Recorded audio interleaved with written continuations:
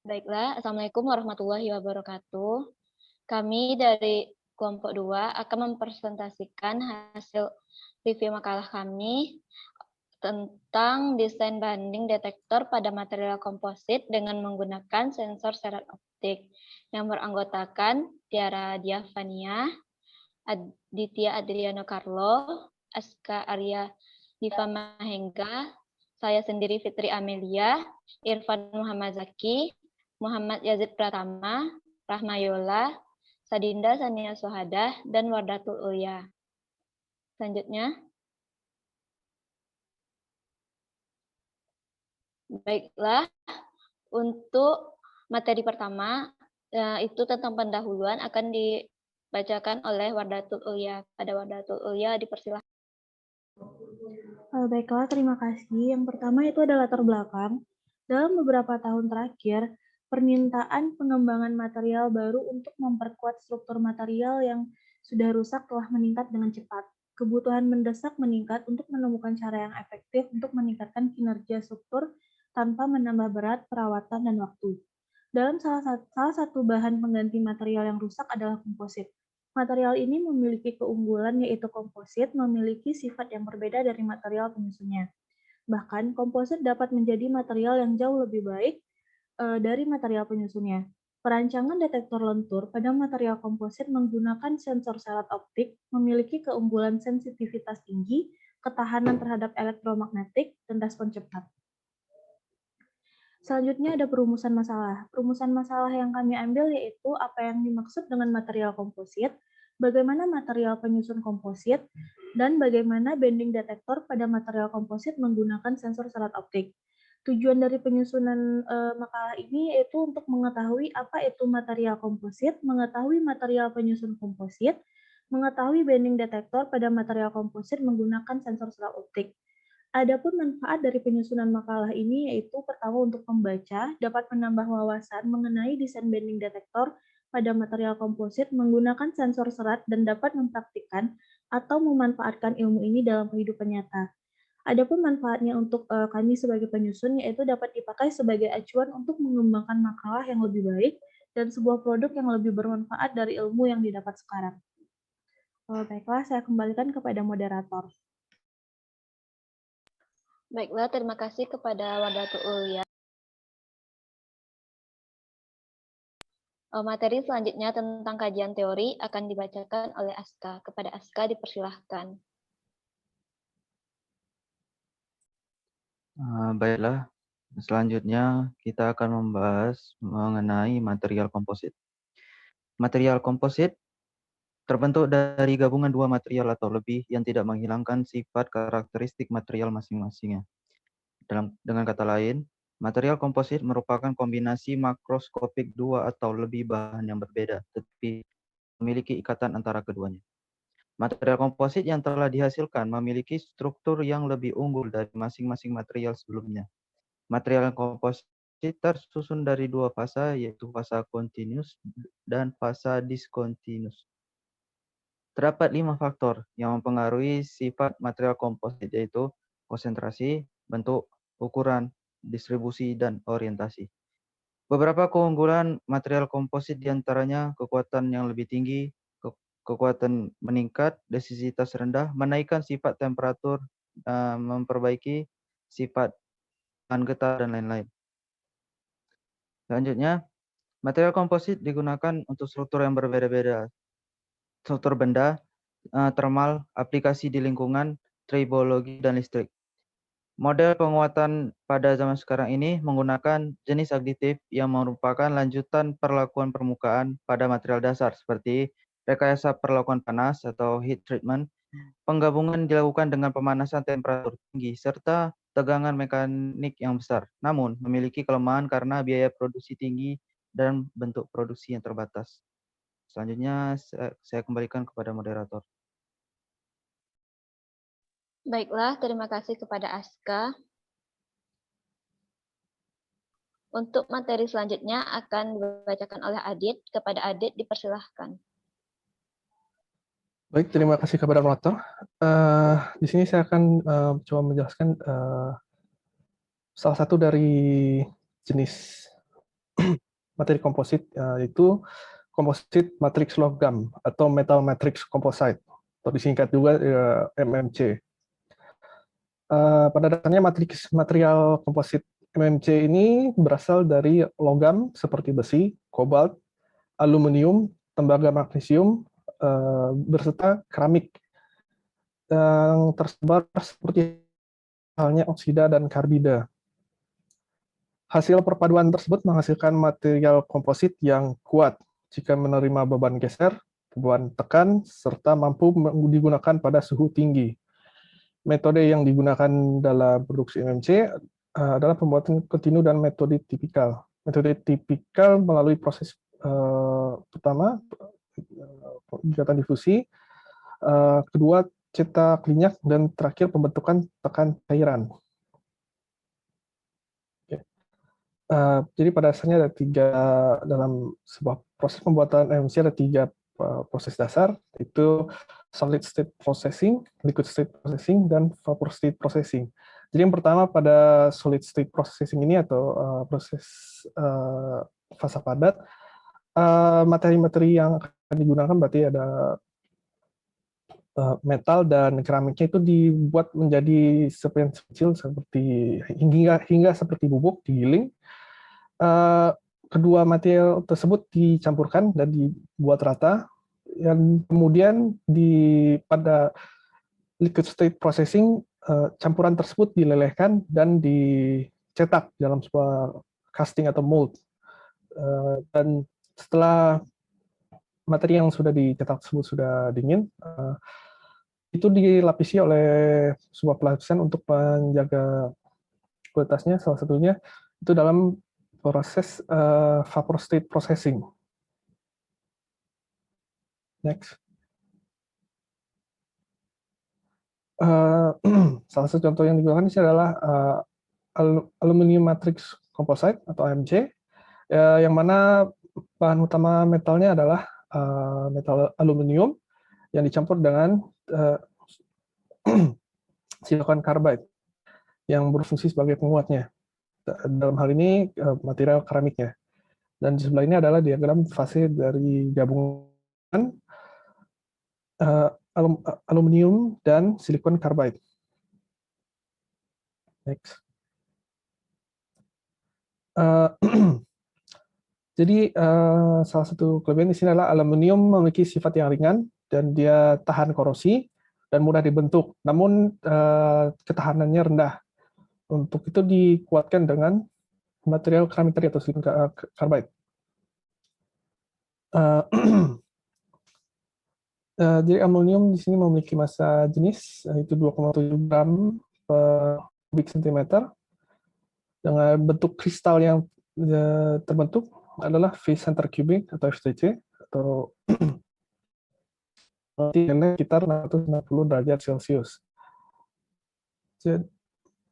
Dan MC dapat dikelompokkan berdasarkan jenis penguatnya, yaitu penguat partikel, whisker, atau pendek, kontinu, dan monofilament. Di sebelahnya ada tabel struktur internal aluminium. Jadi berdasarkan nomor atomnya, nomor massa, bentuk kristal, dan seterusnya. Oke, sampai di sini saja. Untuk selanjutnya, saya kembalikan ke moderator.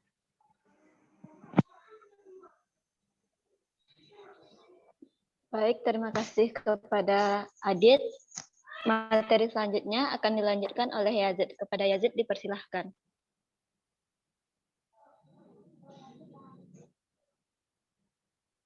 Untuk selanjutnya itu komposit matrik keramik atau keramik matrik komposit, disingkat CMC. Berikut klasifikasinya. Silikon karbida merupakan material keramik non-oksida yang mempunyai ikatan ionik yang tinggi, bersifat kuat dan rapuh. Material keramik mempunyai kelebihan tahan terhadap kejut suhu karena memiliki koefisien ekspansi termal yang rendah. Silikon karbida memiliki struktur tetrahedral yang kuat dan tahan terhadap abrasi. Silikon karbida ketika berikatan tidak menyebabkan oksidasi pada logam aluminium. Silikon karbida ada dua macam berdasarkan bentuknya, partikulat dan serabut. Di antara contoh material keramik lain yaitu Al2O3 dan ZrO2. Lanjut. Pada Al2O3, senyawa aluminium terbentuk dari proses pemurnian bauksit yang dibagi menjadi 3 tahap. Yang pertama, proses ekstraksi memakai sodium hidroksida atau NaOH. Yang kedua, proses pengendapan atau presipitasi aluminium hidrat. Yang ketiga, proses kalsinasi pada temperatur 1200 derajat Celcius.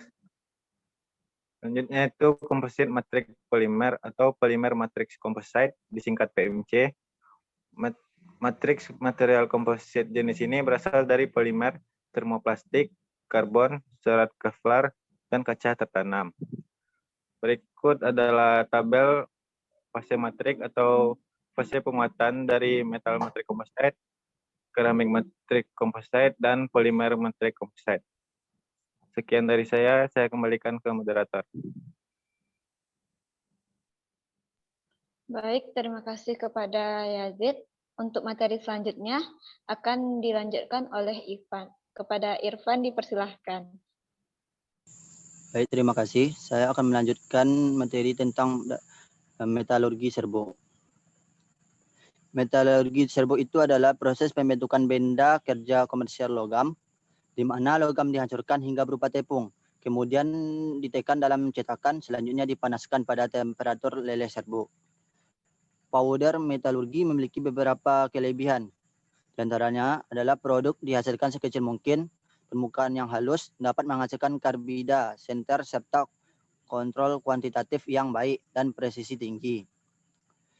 Powder metalurgi memiliki kekurangan seperti diperlukannya biaya yang lumayan tinggi, peralatan digunakan relatif gagal, dan bentuk-bentuk produk yang kecil tidak bisa dibuat.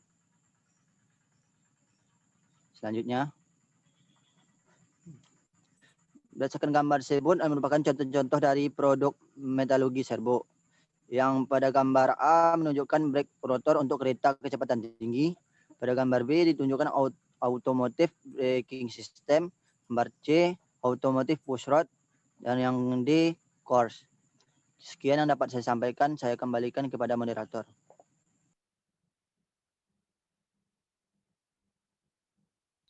Baiklah, terima kasih kepada Irfan. Selanjutnya akan dilanjutkan oleh Tiara. Kepada Tiara dipersilahkan. Terima kasih kepada moderator. Selanjutnya itu ada langkah-langkah dasar dalam metodologi serbuk. Proses pencampuran serbuk, mixing, cara yang digunakan adalah pencampuran basah dengan menggunakan pelarut polar. Durasi waktu, ukuran partikel serbuk, dan kecepatan pencampuran merupakan faktor yang menentukan tingkat homogenitas dan distribusi yang dihasilkan. Pada slide di sebelah kanan itu ada ilustrasi pencampuran serbuk dengan penguat AlSiC ditambah dengan Al2O3. Selanjutnya ada proses penekanan. Fungsi penekanan di sini adalah merubah serbuk menjadi bakal bahan. Penekanan juga berfungsi untuk konsolidasi ke bentuk yang diinginkan. Dimensi presisi yang sesuai, memperoleh porositas yang diinginkan, dan agar material tidak mudah hancur saat dipindahkan. Pada slide di bagian kanan itu ada gambar ilustrasi mekanisme penekanan. Selanjutnya ada proses sintering. Proses sintering dapat dibedakan menjadi 3 tahap, yaitu awal, medium, dan akhir. Pada tahap awal merupakan tahapan pengaturan partikel kembali. Pada tahap medium itu struktur porositas menjadi lebih halus, dan pada tahap akhir adalah pengecilan porositas dari hasil difusi dan berpeluang terjadinya transformasi fase, dan juga bisa menstabilkan struktur kristal. Dan bentuk ilustrasinya ada pada slide di sebelah kanan. Untuk selanjutnya itu dikembalikan kepada moderator. Baiklah, terima kasih kepada Tiara. Dan materi selanjutnya akan dilanjutkan oleh Sadinda. Kepada Sadinda dipersilahkan. Baik, terima kasih kepada moderator. Untuk materi selanjutnya yaitu tentang serat optik. Yang pertama ini pengertian dari serat optik. Serat optik atau fiber optik merupakan saluran transmisi yang biasanya berupa kabel terbuat dari kaca atau plastik yang sangat halus, digunakan untuk mentransmisikan sinyal cahaya dari satu tempat ke tempat lain. Biasanya cahaya bersumber dari laser atau LED. Cahaya yang terperangkap di dalam senar optik dikarenakan indeks bias kaca lebih besar dari udara. Serat optik terdiri dari dua bagian, yaitu cladding dan core. Cladding mempunyai indeks bias rendah dibandingkan core, sehingga cahaya dipantulkan ke core. Serat optik diselubungi oleh lapisan yang resin yang dinamakan dengan jaket. Resin dapat menyerap cahaya dan kemungkinan dapat mencegah terjadinya kebocoran. Pada slide di kanan tersebut merupakan susunan jaket serat optik, dan pada tabel itu merupakan warna yang terselubung pada jaket serat optik. Pada warna kuning, serat optik single mode, dan untuk warna oranye merupakan serat optik multimode. Untuk yang aqua, optimal laser 10 giga, 50/125 mikrometer, serta optik multimode. Untuk warna abu-abu, artinya itu kode warna serat optik multimode yang tidak digunakan lagi. Dan untuk warna yang biru, kadang masih digunakan dalam mode perancangan. Selanjutnya di sini ada klasifikasi serat optik. Yang pertama ada single mode, yang mana memiliki core yang sangat kecil dengan diameter yang sangat kecil. Dia tuh hanya membawa satu sinyal suatu waktu, memiliki pelemahan kurang dari 0,35 desibel yang memungkinkan kecepatan sangat tinggi, menggunakan laser sebagai emitter. Dan itu merupakan gambar serat optik single mode. Selanjutnya yang kedua ada multimode, yaitu memiliki diameter core yang besar, mampu membawa beberapa sinyal sekaligus, memiliki nilai bandwidth distance yang terbatas, dapat menggunakan LED sebagai emitter, dan slide pada kanan itu merupakan gambar serat optik multimodenya. Selanjutnya ada cara kerja kabel serat optik. Yang pertama, sinyal diberikan dalam bentuk sinar cahaya. Lalu sinar kemudian memantul dari cladding dan kemudian bertransmisi internal total. Kemurnian kaca yang digunakan akan mempengaruhi kualitas transmisi. Semakin kurang murni kaca yang digunakan, maka sinyal cahaya akan semakin selama transmisi.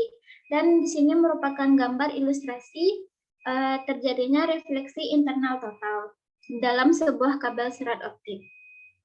Sekian dari saya kembalikan ke moderator. Baik, terima kasih kepada Amoy, dan materi selanjutnya tentang hasil dan pembahasan akan dilanjutkan oleh Rahma Yola. Kepada Yola dipersilahkan. Baik, untuk selanjutnya adalah hasil dan pembahasan. Nah, di mana kami di sini menggunakan jurnal yang ditulis oleh Fatimah dan kawan-kawan yang dipublikasikan tahun 2020. Nah, penelitian ini pada jurnal ini dia menggunakan sistem lentor pada serat optik untuk pembengkokan oleh beban Universal Testing Pattern atau UTM. Nah, permukaan bahan komposit yang bagian atas dia mengakibatkan terjadinya pembengkokan makro pada core. Nah, core di sini sebagaimana yang telah dijelaskan pada teori dasar sebelumnya, pada serat optik core ini adalah intinya. Kemudian sehingga cahaya yang diteruskan berkurang. Kenapa berkurang ya? Karena terjadinya pembengkokan pada inti dari serat optik. Kemudian penelitian pada jurnal ini dia memanfaatkan penurunan intensitas cahaya untuk deteksi tekukan atau bengkokan menggunakan sensor serat optik. Nah, pada material komposit yang telah bengkok itu, maka serat optik tidak mampu lagi mentransmisikan cahaya. Nah, kelengkungan mengarah di pusat material optik yang menghasilkan pembengkokan makro pada serat optik. Pada penelitian yang menggunakan indeks langkah mode serat optik yang transmisi satu mode intensitas cahaya.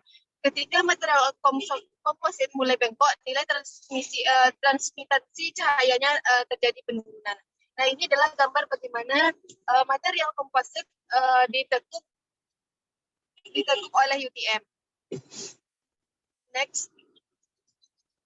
Nah, pada pengujian beban tekuk, nah nilai tegangan kedua serat optik harus sama yang memperlihatkan bahwa perbandingan intensitas cahaya dengan fiber kopler dan diterima fotodioda adalah sama. Jadi dia di sini syaratnya adalah harus sama. Nah, jika pada data dihasilkan nilai tegangan referensi dan modulasi serat optik sama besar, maka intensitas cahaya kedua serat dipantulkan sempurna, serta tidak ada atenuasi pada serat optik. Nah, hal itu akan terjadi jika inti atau core pada serat optik itu tidak rusak. Nah, kemudian nilai tegangan referensi dan modulasinya harus sama. Oleh sebab itu, perbandingan transmisi cahaya dengan fiber couple-nya itu harus sama besar. Terjadi intensitas cahaya yang konstan. Nah, namun pada saat terjadi pembebanan, nilai intensitas cahaya mengalami penurunan disebabkan intensitas cahaya tidak dipantulkan lagi ke core. Cahaya diserap atau keluar melalui cladding yang telah dijelaskan sebelumnya pada teori dasar bagaimana core dan cladding itu pada serat optik.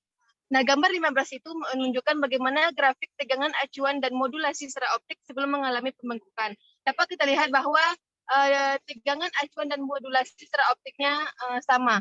Tidak terjadi perubahan yang signifikan. Untuk sensor 1 yang berwarna biru itu merupakan nilai tegangan serat optik untuk referensinya.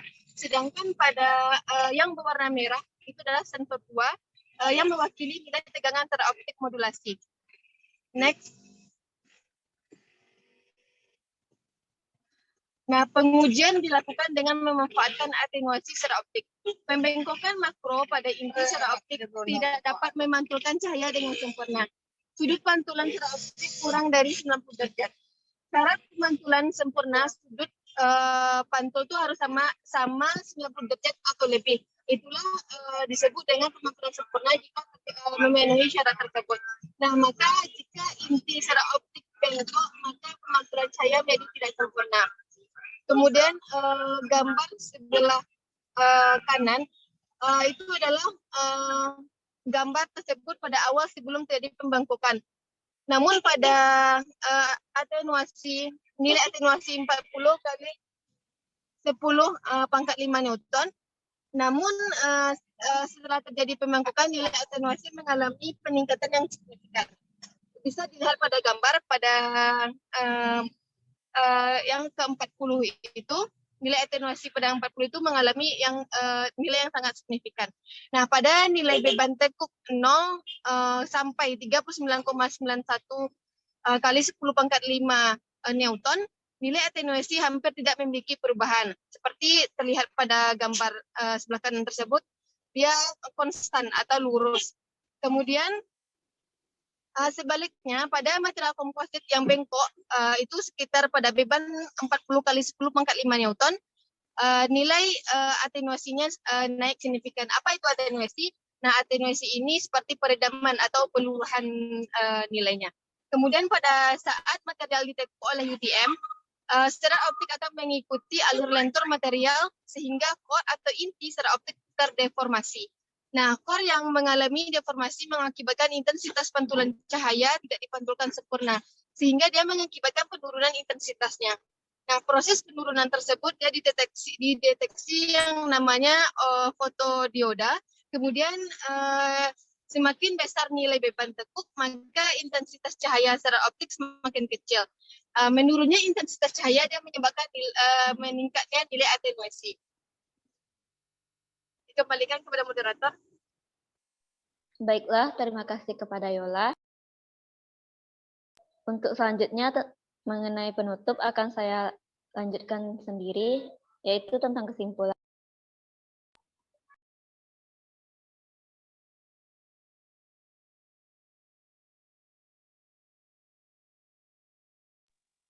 Yang pertama, material komposit terbentuk dari gabungan dua material atau lebih yang tidak menghilangkan sifat karakteristik material dari masing-masingnya. Material komposit merupakan kombinasi makroskopik dua atau lebih dari bahan yang berbeda, tetapi dia memiliki ikatan antara keduanya. Selanjutnya, berdasarkan bahan matriks yang digunakan, komposit dibagi menjadi komposit matriks logam, yang mana matriksnya berasal dari logam seperti besi, kobalt, aluminium, tembaga, magnesium, dan keramik tersebar, seperti halnya oksida dan karbon karbida. Selanjutnya, komposit matriks keramik, yang mana matriksnya berasal dari keramik. Selanjutnya yang ketiga, sistem detektor untuk material komposit tekukan telah dibangun dengan menggunakan sensor serat optik. Nah, hal ini ditunjukkan dengan perbedaan nilai redaman sebelum dan sesudah serat optik dibengkokkan. Ketika serat optik belum dibengkokkan dengan beban lentur, nilai atuensi yang diperoleh hampir mendekati nol. Sedangkan pada saat serat optik diberi beban teku, maka terjadi peningkatan nilai atuensi. Selanjutnya. Baiklah, itulah hasil presentasi dari kelompok 2. Apabila ada kesalahan, kami mohon maaf. Wassalamualaikum warahmatullahi wabarakatuh.